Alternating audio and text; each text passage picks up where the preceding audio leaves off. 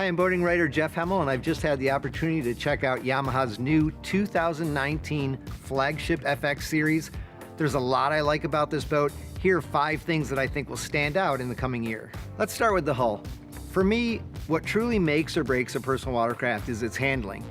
The FX design is based off of the GP1800, and it has similar to that craft's response. It's excellent in rough water, but what I really appreciated the most was the craft has a really nice intuitive inside lean. Now, I find that a more natural way to ride, but one of the practical benefits also is it takes a lot of strain off the upper body, so you're not fighting the craft as much, you won't tire as fast, and you'll really be able to push the boat to its limits.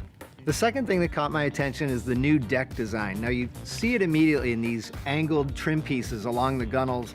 I also noticed it in a more streamlined hood design, but there's practical benefits here as well. The bow storage has been greatly expanded. I've got a much bigger glove box than before. And one thing I really appreciated, there's drains in the footwells, so when I'm riding, they don't fill with water, but they also won't fill and puddle when this boat is sitting beside your house in storage. Now let's check out the display. For the first time ever in the PWC industry, Yamaha has given us a 4.3-inch touchscreen. Now that's cool, and it shows their intention to stay on the cutting edge of tech. But one of the things I really like about it is that abundance of information is now at your fingertips, one of which is current fuel consumption. The Connects display also replaces the key fob, meaning you can just put a simple 4-digit code in to lock out the ignition. You can also use Connects to ramp up the acceleration for towing duties, slowing it down or speeding it up.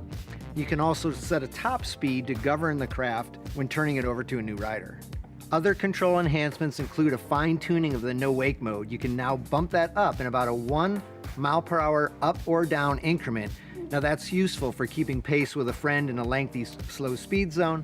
Also like that speed control can now be used when reversing off the trailer. If you need that little extra burst of thrust, you can bump the power up just a little bit to get yourself off and free.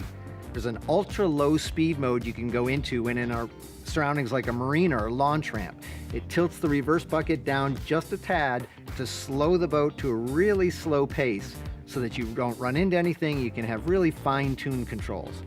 Last but certainly not least on my list is the new RAM multi-mount system. Yamaha engineers have taken advantage of the cup holders for the first time to let owners really customize their craft.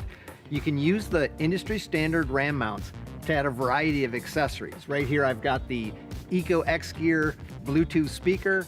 You can add a GoPro. You can even add a Garmin fish finder. Now the nice thing about this is it really lets an owner customize the craft to how they're going to use it. And you can be sure the aftermarket will probably also follow with additional accessories. Now that's a lot to be excited about for 2019, but I think I have 3 takeaways from this.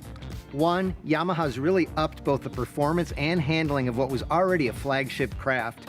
2, the comfort has really been enhanced. And 3, the versatility. You can really tailor this boat to fit how you're going to use it out on the water.